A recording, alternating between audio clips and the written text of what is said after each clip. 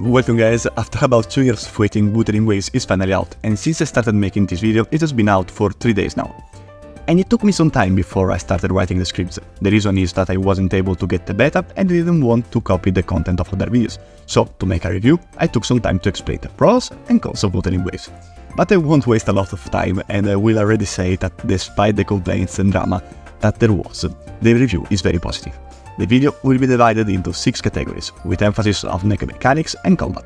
I want to point out also that I will make a lot of references to GACHA Impact, and I think it's necessary, since it's the game's main competitor and inspiration, but I won't be biased, or I will try not to be. So, without holding back too much, we can start.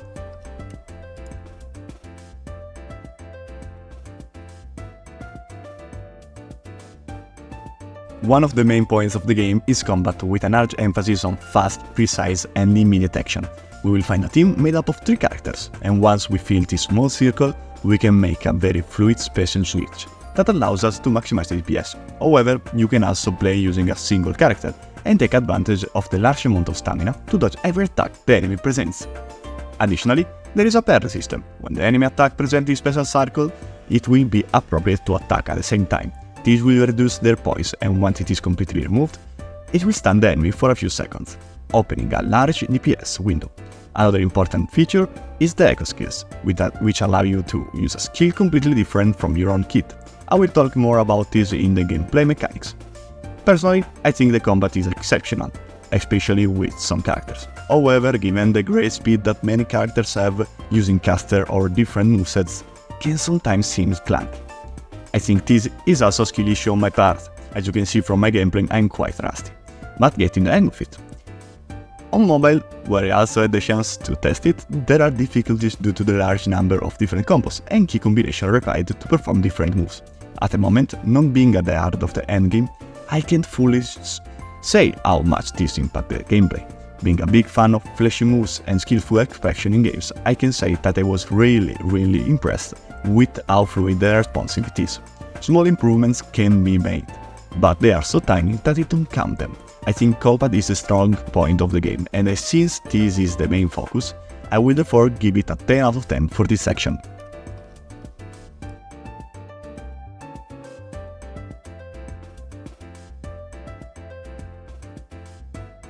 Let's delve into the game systems, starting with the biggest one, the echoes. Echoes are creatures scattered around the map, each with its own moveset. Once defeated, they have a chance to be captured and used. There are different classes of echoes: Calamity, the strongest bosses; Overlord, normal war bosses; Elite, stronger than normal monsters; and Common, found throughout the map. Why are echoes so important? It's simple. Each echo class has a different cost, and they can be equipped by characters to provide bonuses and additional stats. You can spend valuable resources to enhance these statistics. This system draws inspiration from GACHA Impact, but is designed to be less frustrating. As I progress further in the game, I plan to create a detailed guide on this system. Notably, the main slot will allow you to use the echo skill, adding another layer of strategy. With a vast number of echoes available and no time limits for farming them, the game becomes more enjoyable and grindy. Additionally, there's also a system similar to a Pokédex, which increases your stamina, raises the cost limit you can equip, and improves the chance of finding a variety echoes, as you capture more of them. Moving on from the echo system, let's discuss other game systems. There's a daily system, a stage guest system guiding your progress, various tutorial and training sessions to learn characters combos, and of course the gacha system, which I'll cover in more detail in the monetization section. Overall, the ecosystem, while not perfect, is different and innovative. It keeps me returning to bosses to find desired stats, maintaining my engagement even after I run out of energy.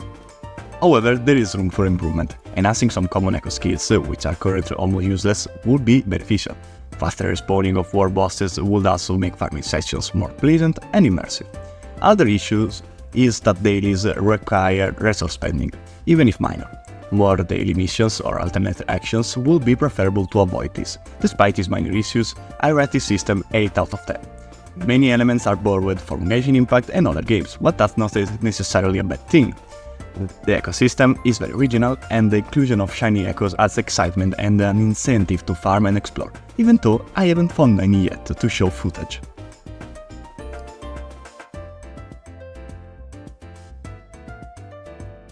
I want to talk about graphics and character design in the same category because I think they are two related things.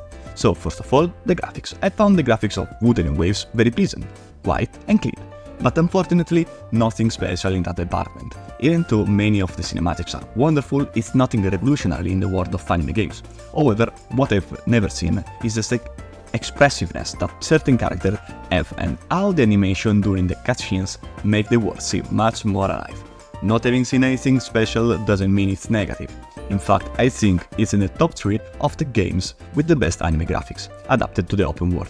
I recently saw a Tower of Fantasy video that made me appreciate the graphics of Wuthering Waves even more. So that's the thing. The color palette tends towards grey, but it's capable of shining with light colors and dark spatial atmospheres. A world without people would be an empty world. And I have to say, the people who inhabit this world are spectacular. There is no design I can say I don't like, except you. And in fact, I want to show some of my favorites and explain why they are so great. First of all, my favorite male character is Robert. Yeah, I love for the first time in a gacha game how the protagonist is depicted. He's simple but stylish. He's a clean and mysterious character, but also seems like a normal person. He manages to keep the generality of a protagonist without seeming weak or bland, and this continues throughout the game. Then we have Alto, a fast and ethereal charismatic character with powers related to fog. This is shown by his glasses and modern, tight clothing with light monochrome colors to represent the fog. They are simple but captivating. A not simple but very captivating character is Camellia, and I must say that if it was love at first sight. Will I pull for her if she becomes playable? No. She doesn't look like a cool mega. But do I want her carnally? Yeah, absolutely. The faces of the characters are really different, and some have beards. Yes, I know, exceptional, if only a certain game did something like that. Looking at you, Oyoverse, you didn't satisfy me with Gallagher, okay? Also, Kuro Games doesn't just make the playable and main characters fascinating, but also the NPCs, which are really different with various types of clothing, faces and animations. Sure, there are some reused models, but for the most part, they are really cool. Just look at this NPC and tell me if he isn't the coolest motherfucker out there. I've also seen a lot of people on Twitter complaining about the designs, saying they are too full of details, all the same, or ugly, while protecting their favorite Genshin Impact characters. Loving everyone's design in bot game, I can say they are like, or at least saying it because of competition, bias and parasocial relationship. At most you can say that they are two different styles, but not that one is extremely better than the other. Every design is good in its own way, I think. So, to conclude, I give the graphics a 7.5 out of 10 and the character design a 9 out of 10. In the graphics department, there is a little bit of improvement to make. In the character designs, I think it's a great job and they did really well. I hope they keep up with the designs.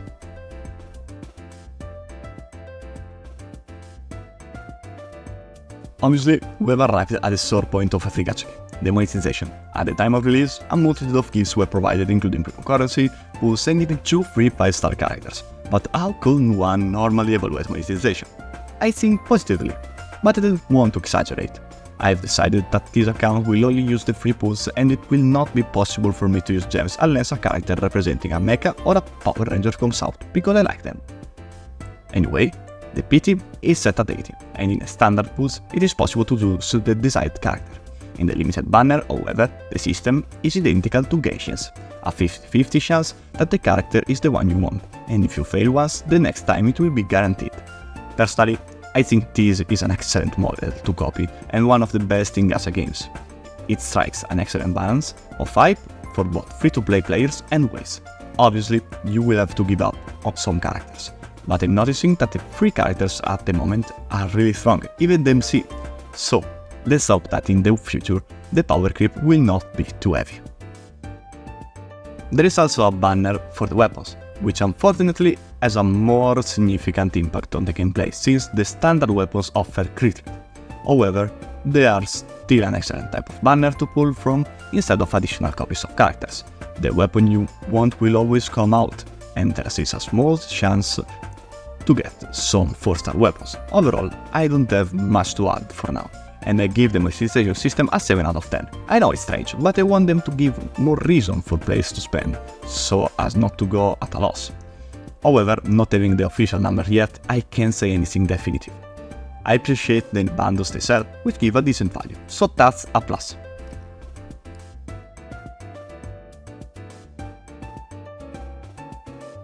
When I was talking about the graphics, I also wanted to make a small note about the exploration. Here, I have to say, I don't have much to add. It's a clean exploration and on average fast, but without a vehicle it can be boring. Before the release, many of the advertisements relied on the fact that you have the grappling hook to be like Spider-Man and move quickly. However, the grappling hook is almost useless, except in some specific areas where the grappling points are present. Otherwise, it doesn't even work. So, how can this game improve the exploration of other games?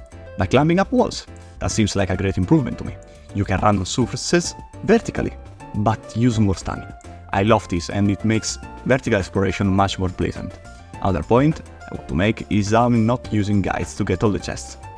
Instead, I'm doing it thanks to the object called the loot mapper, which allows me to find all the chests without having to go in the second website. Also, these golden cubes, which are the equivalent of any modulus, are well outlined on the minimap, even if you are in a considerable distance. As far as the puzzle and challenges are concerned, they are quite fun, and some even difficult, adding a bit of diversity to the gameplay and exploration itself. I'm really enjoying exploring every little part of the map, which, even though it is small, seems vast with the different biomes it presents. I will give the exploration an 8 out of 10.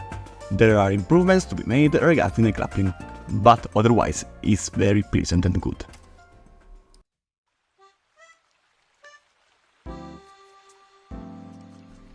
I wanted to conclude by talking about the recent drama regarding the game and why I really wanted to make a video about it, in addition to the performance problems, which many have been fixed with recent and quick patches. There is general discontent regarding the story. I would like to talk about why you shouldn't be disappointed or abandon the game if it didn't start well. First of all, the last few acts were phenomenal for me, and I loved them a lot. I will go against the grain by also saying that I liked many of the English voice actors, and there is no need to be offensive about them. There can be many improvements, for sure, but I think that some words used are exaggerated, and lead many potential players not to try the game. So, if for some reason the algorithm has decided to show you my video, I want to tell you, as a person not terminal online and who appreciates games for their experience and not for the war between communities, that you should try it and finish the main story. So far, the side quests can be skipped if they really don't invite you, but give the game a chance and don't say that the first acts are terrible. It's normal for them to serve as an introduction to the game. I didn't like the first monster quest upon release either.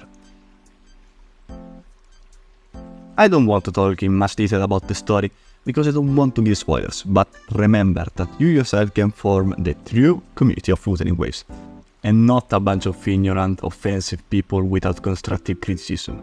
Having said this, I give the story a 6.8 out of 10. I think it is slightly above the satisfactory level, especially in the last acts, where the climax is present, but I'm sure that with time it will improve. Overall, I give Wuthering Waves an 8 out of 10. I recommend everyone to try it and give satisfaction to the developers. If you don't like it, you can go back to something else. Don't be afraid of creating competition, because it leads to great changes for the two games involved.